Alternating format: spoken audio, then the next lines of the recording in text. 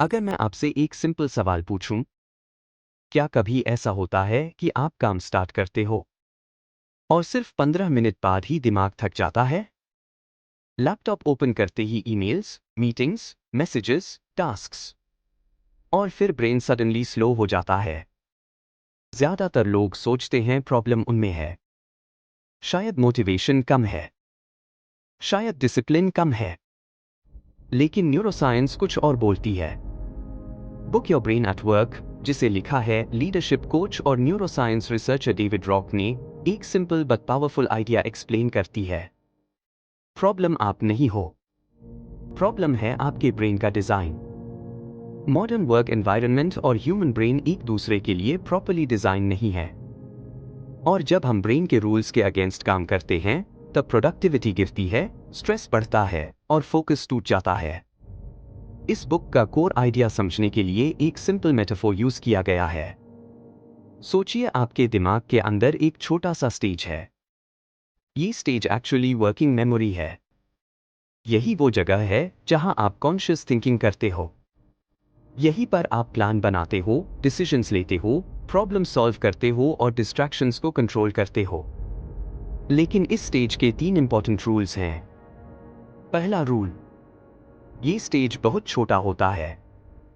Research के according एक normal इंसान एक टाइम पर सिर्फ 3 या 4 इंफॉर्मेशन चंक्स ही क्लियरली होल्ड कर पाता है। इससे ज्यादा इंफॉर्मेशन आते ही ब्रेन ओवरलोड फील करता है। एग्जाम्पल समझिए। बुक में एक कैरेक्टर है जिसका नाम पॉल है। जब उसको एक 50 पेज का ब्रीफ दिया जाता है, तो उसका ब्रेन इंस्टेंटली हेवी फील करता है। क्यों? क्योंकि उसके ब्रेन के स्टेज पर एक साथ बहुत सारे एक्टर्स चढ़ गए। इंफॉर्मेशन इतनी ज्यादा है कि वर्किंग मेमोरी उसको हैंडल नहीं कर पा रही। इसी वजह से कभी कभी जब हम एक बड़ा प्रोजेक्ट या लॉन्ग डॉक्यूमेंट देखते हैं, तो ब्रेन ऑटोमेटिकली रेजिस्ट करता है। दूसरा रूल और भी इंटरेस्टिंग है। कॉन्शियस थिंकिंग बहुत एक्सपेंसिव होती है।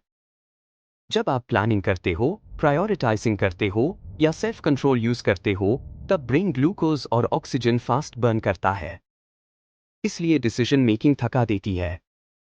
इसका एक रियल लाइफ एग्जाम्पल बुक में इमिली के थ्रू दिखाया गया है। सुबह ऑफिस आते ही इमिली सीधा ईमेल इनबॉक्स ओपन करती है। उसके सामने डजन्स ऑफ ईमेल्स होती हैं।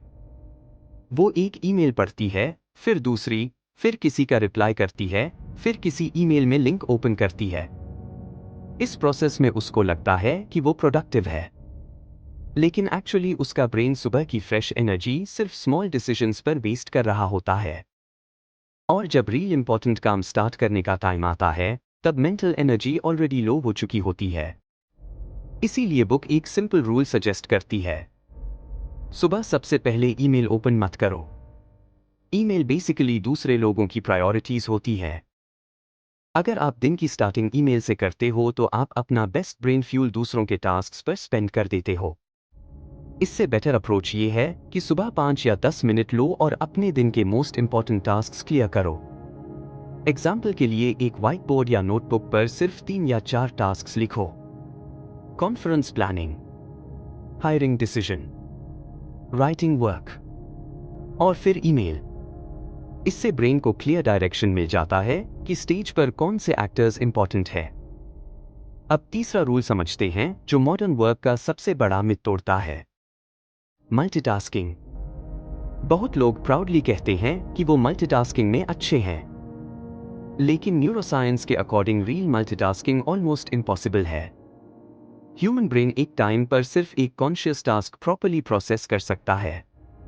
जो हम मल्टीटास्किंग बोलते हैं, वो एक्चुअली रैपिड टास्क स्विचिंग होता है। एग्जाम्पल समझिए। एमिली कार ड्राइव कर रही है और साथ में फोन कॉल पर डायरेक्शंस डिस्कस कर रही है। उसको लगता है कि वो दोनों काम एक साथ कर रही है, लेकिन एक्चुअली ब्रेन कॉन्स्टेंटली स्विच कर रहा होता है। ड्राइविंग पर फोकस, फिर कॉन्वर्सेशन पर फोकस, फिर वापस ड्राइविंग पर फोकस। हर स्विच पर ब्रेन को कॉन्टेक्स्ट रीसेट करना पड़ता है। रिजल्ट क्या होता है? मिस्टेक्स बढ़ जाती हैं, टाइम ज्यादा लगता है और स्ट्रेस हार्मोन्स भी इंक्रीज हो जाते हैं। इसी वजह से रिसर्च में देखा गया है कि मल्टीटास्किंग प्रोडक्टिविटी को इंप्रूव नहीं करता, एक्चुअली परफॉर्मेंस क्रैश हो जाता है। अब एक और हिडन प्रॉब्लम समझते हैं। डिस्ट्रैक्शंस सिर्फ फोन नोटिफिकेशंस से नहीं आती, कभी कभी डिस्ट्रैक्शंस ब्रेन के अंदर से भी आती है। इसको न्यूरोसाइंस में डिफॉल्ट नेटवर्क कहा जाता है। जब भी ब्रेन को थोड़ा फ्री मोमेंट मिलता है, वो ऑटोमेटिकली वंडर करने लगता है, कभी पास्ट की मेमोरीज, कभी फ्यूचर की वरीज, कभी ईगो रिलेटेड थॉट्स। एग्जाम्पल के लिए पॉल प्लानिंग स्टार्ट करता है, लेकिन कुछ मिनट बाद ही उसका माइंड वंडर करने लगता है। वो पोकर के बारे में सोचने लगता है, फिर फोल्डर्स ऑर्गेनाइज करने लगता है, फिर ईमेल्स चेक करने लगता है, और बिना नोटिस किए काफी टाइम वेस्ट हो जाता है। इसलिए फोकस मेंटेन करना एक्चुअली ब्रेन के अगेंस्ट फाइट करने जैसा होता है। अब परफॉर्मेंस का एक और इंपॉर्टेंट कॉन्सेप्ट समझते हैं, जिसे इन्वर्टेड यू कहा जाता है। इसका मतलब सिंपल है, अगर स्ट्रेस बहुत लो हो तो परफॉर्मेंस भी लो होती है, क्योंकि बोर्डम आता है और अटेंशन लूज हो जाता है। अगर स्ट्रेस बहुत हाई हो तो पैनिक स्टार्ट हो जाता है और ब्रेन मिस्टेक्स करता है। बेस्ट परफॉर्मेंस तब होती है जब स्ट्रेस मॉडरेट लेवल पर हो। इसको फ्लो स्टेट भी कहा जाता है। बुक में एक एग्जाम्पल दिया गया है ड्राइविंग का। अगर पॉल बहुत रिलैक्स्ड है तो वो केयरलेस हो जाता है और रॉन्ग फ्रीवे ले लेता है। अगर वो पैनिक में है तो टर्न्स मिस कर देता है। लेकिन जब उसका स्ट्रेस लेवल बैलेंस्ड होता है, तब वो बेस्ट ड्राइविंग करता है। एक और फैसिनेटिंग इनसाइट क्रिएटिविटी से रिलेटेड है। लोग अक्सर सोचते हैं कि क्रिएटिव आइडियाज फोर्स करने से आते हैं, लेकिन एक्चुअली इनसाइट तब आता है जब ब्रेन रिलैक्स्ड स्टेट में होता है। इसीलिए बेस्ट आइडियाज शावर में, वॉक पर या ड्राइविंग के दौरान आते हैं। बुक में एमिली एक कॉन्फ्रेंस का नाम डिसाइड करने में स्टक होती है। वो लैपटॉप के सामने बैठी रहती है, लेकिन कोई गुड आइडिया नहीं आता। फिर वो ब्रेक लेती है और अटेंशन शिफ्ट करती है, और थोड़ी देर बाद एक बेटर आइडिया सडनली माइंड में आ जाता है। इसलिए कभी कभी प्रॉब्लम को फोर्स करने की जगह ब्रेन को थोड़ा आइडल टाइम देना ज्यादा हेल्पफुल होता है। अब लास्ट और प्रैक्टिकल कॉन्सेप्ट समझते हैं जो स्ट्रेस हैंडल करने में हेल्प करता है। बुक 2 सिंपल टूल्स सजेस्ट करती है। पहला टूल है लेबलिंग। जब आप स्ट्रेस फील करते हो तो उस फीलिंग को वर्ड्स में डिस्क्राइब करो, जैसे कि simple sentence, I am feeling pressure. Research दिखाती है कि जब हम इमोशंस को लेबल करते हैं तो अमिगडला काम हो जाता है और ब्रेन का थिंकिंग सिस्टम वापस कंट्रोल ले लेता है। दूसरा टूल है रीअप्रेजल। इसका मतलब है सिचुएशन का मीनिंग चेंज करना। एग्जाम्पल के लिए, अगर मीटिंग में लोग टफ क्वेश्चंस पूछ रहे हैं तो आप ये सोच सकते हो कि वो आपको अटैक नहीं कर रहे, वो सिर्फ आइडिया इवैल्यूएट कर रहे हैं। फ्रेम चेंज होता है तो फीलिंग भी चेंज हो जाती है। और इसी बुक का एक और इंपॉर्टेंट कॉन्सेप्ट है स्कार्फ मॉडल। ह्यूमन ब्रेन की 5 सोशल नीड्स होती हैं: status, certainty, autonomy, relatedness, fairness. इनमें से अगर कोई भी थ्रेटन होती है तो ब्रेन ऑटोमेटिकली फाइट या फ्लाइट मोड में चला जाता है।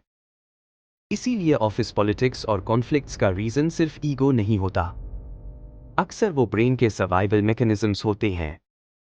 इस बुक का फाइनल मैसेज सिंपल है, अगर आप अपने ब्रेन को ऑब्जर्व करना स्टार्ट कर दो तो आप अपनी थिंकिंग को बेटर कंट्रोल कर सकते हो। इस स्किल को मेटाकॉग्निशन कहा जाता है, मतलब अपने दिमाग को काम करते हुए देखना। जितना आप अपने मेंटल पैटर्न्स नोटिस करोगे, उतना ही आप उन्हें चेंज कर पाओगे। और जब आप ब्रेन के रूल्स के साथ काम करते हो, तब प्रोडक्टिविटी नेचुरल हो जाती है। स्टेज छोटा है इसलिए टास्क्स लिमिट करो। थिंकिंग एक्सपेंसिव है इसलिए एनर्जी प्रोटेक्ट करो। मल्टीटास्किंग अवॉइड करो। और फोकस के लिए डिस्ट्रैक्शंस कम करो। जब सिस्टम समझ में आ जाता है, तब काम सडनली ईजियर लगने लगता है। अगर आपको वीडियो पसंद आई हो तो लाइक और कमेंट करके जरूर बताना, और चैनल को सब्सक्राइब कर लेना। और वीडियो देखने के लिए थैंक्स।